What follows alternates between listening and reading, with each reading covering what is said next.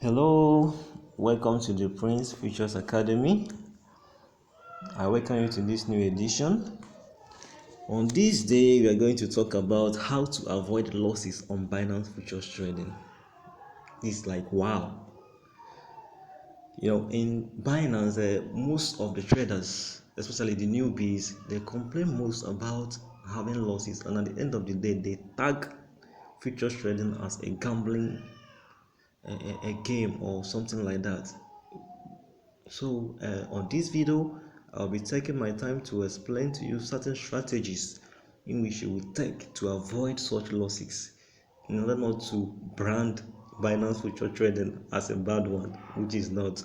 First of all, do a favor while you hit our subscribe button below, and if at the end of this video you find any content in this video interesting to you or beneficial to you, don't fail to drop a comment on the comment section or drop a thumbs up for me. Thank you. All right. How to avoid losses on Binance futures trading? This is like wow. And I guess that this is what every other person out there have been looking out for and trying to get acquainted with. All right. In this session, I listed about two things that you need to take into cognizance for you to avoid losses on Binance futures, and they are. I said to avoid losses on Binance futures trading, you need to avoid these two you need to have these two management strategies. One is your money management, and secondly is risk management. Hope I'm making sense. All right, let's look at it this way. Money management is how you handle your money in form of trading, how you handle your equity or capital per se in futures trading. Then risk management are those possible tasks or those possible things you need to do to avoid incurring these losses, which I'll be taking my time to list them one after the other while the time goes on. Something happened some time ago. Sorry, I'm deviating, but a friend of mine told me a story. He said that he was on a trade one day. He was trading with up to $1,000. Said that the trade was already going in favor of him. He's already making $100 profit, and the trade was actually growing. He was watching it. Then at a point, it started going down, like there was a pullback, and he was still watching it. This pullback went down to his entry price. He had 0.0. He said he was still watching it because he never used a stop loss and he was trading with a cross margin.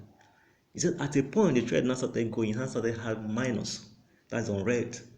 Minus, and it went to the extent that he had up to minus 1,000 completely as he got liquidated in that very trade. Like the money he lost, he never believed it. And at the end of the day, he learned his lesson from that. So I wouldn't want this to be the fate of any of my listeners now. That's why I just let me take my time to inform you about this. And with this, I'm pretty sure that you'll make great profit and reduce those excessive loss. So these strategies, as I said, they are as stops. In terms of money management, when you're on future trading, they say you never use your entire equity to trade. Never use your entire equity to trade. Why being on futures? Do not, for any reason, use your entire equity to enter a trade. Because if it happens, you have the highest chances of losing and getting liquidated. And when this happens, imagine you are entering a trade with just 10% leverage and 10x leverage. With this leverage, you have little or no chance of staying back or maintaining the market even if the price goes like 5% against you. That is why you don't need to go with the entire equity in your futures trading wallet. Next on the line is not even up to 50% of your equity should be used. You shouldn't use even up to 50% of your entire equity to trade. It is risky because while on futures, you have what is called liquidation price. You have a margin. When you use half of your equity to trade, your liquidation price is very closer to your entry price. That means any slight shift on the price and on the entry price against your wish, we are likely going to lose in the market. So I don't advise my students or my friends to trade with 50% of their equity. Is a no, is a no for me, and you shouldn't do that. Next on the point is that withdrawing profits at intervals is ideal. I do this when I started futures trading. I entered with the mindset that I'll be making withdrawals at every end of the month. But along the line, something happened. Yeah, something happened. Yeah, I was on a trade one very afternoon, just like what happened to my friend. This trade was going in favor of me. I've made up to so far. That was in a week. I've made up to 250 USDT because I was trading with a low equity at that point. I said, look at it. I want to make this. Let me rise it up to at least 1,000 USDT before I could withdraw. So I was still growing on this 250 USDT. Now on that very afternoon, something happened. I entered this trade and the trade got in favor of me up to 5% and started going down. I never set stop loss. At a point, this trade went against me and I was already losing 150 USDT. At that point was when my eyes cleared and I have to close my position. So I lost even more than half of what I've made.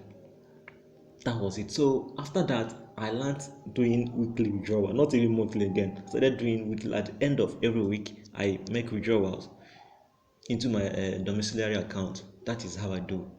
Now, next thing on the line is you should learn to move your funds to your funding wallet if you won't trade for some time.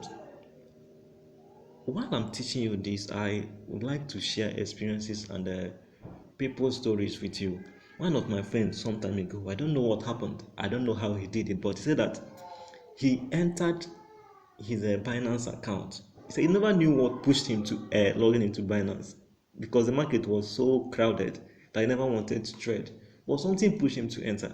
At the point he entered, he saw that he has an ongoing trade, but pretty cool for him. The trade have not really gone far ahead as in against him.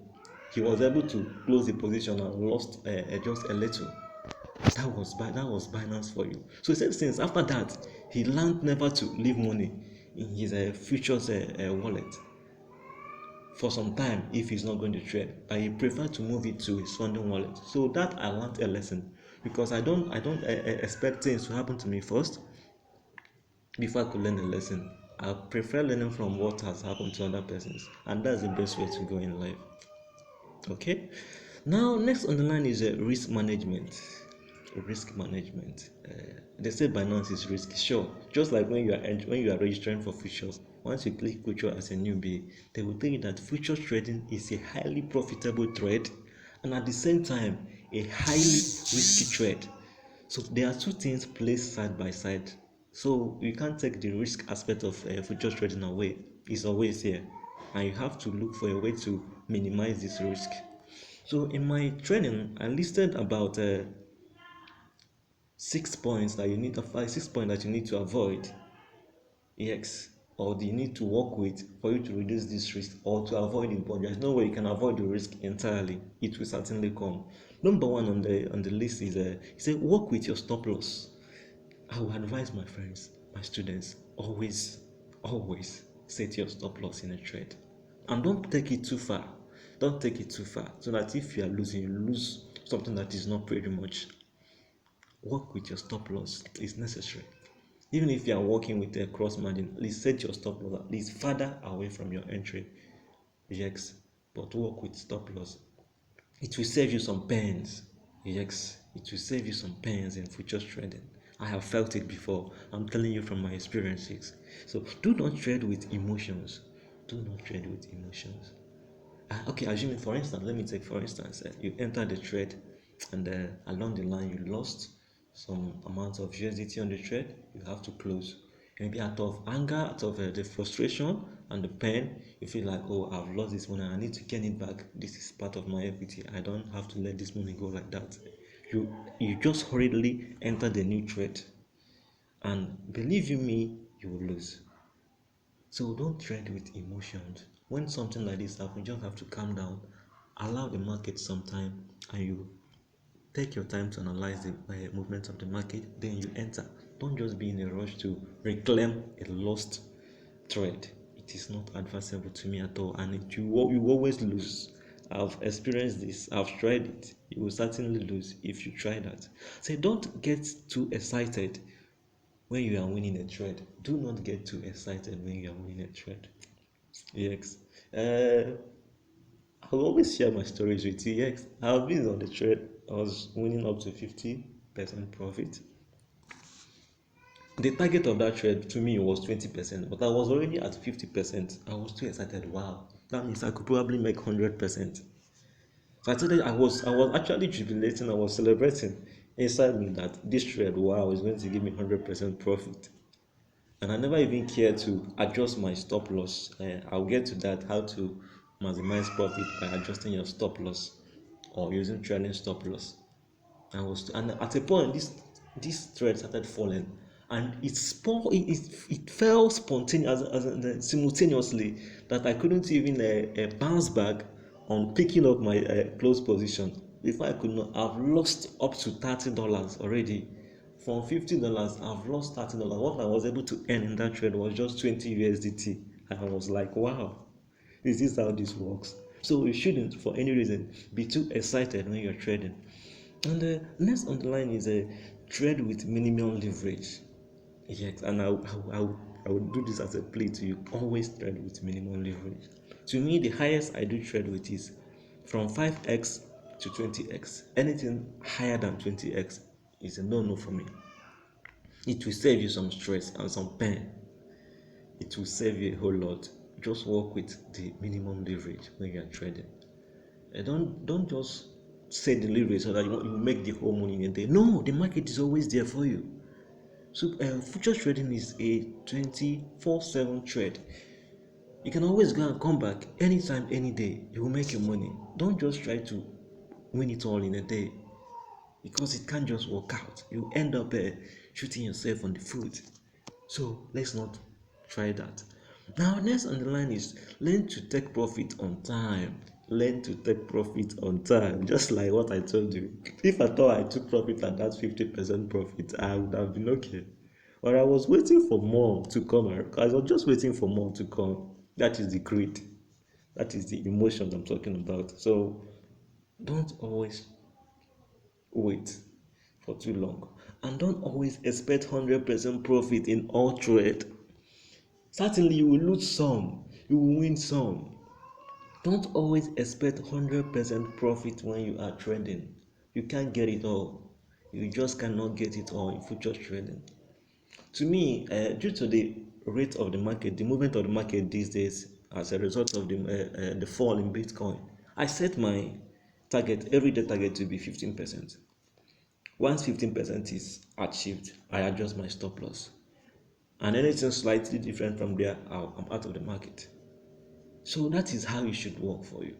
Don't just expect it to be 100%. If as a person say 200%, 500, 1,000, I say, wow, that's cool, but that's when greed have taken over you, and you have a price to pay for that. So don't always depend on that. Always cut it down, and gradually you will get there. It's a big market, and the money cannot just finish. The market is there and the people are there. You keep trading. So don't always rush into it. Don't always rush into it. It's there, and it will always be there, and you always trade and you make your money. That is it about futures trading. So that is all I have for you today. And if you have found this video section interesting or profitable to you, please do well to subscribe to my channel. And if you still have questions, you drop that in the comment section. I'll be swift in response to you. That's all we do. And do well to access our academy on Telegram. Is the Prince Futures Academy. You can always come there. We interact and exchange ideas. And if you are still further information like that could be passed, I will share that with you. Thank you for being part of this, and don't always forget to be your brother's keeper. Bye.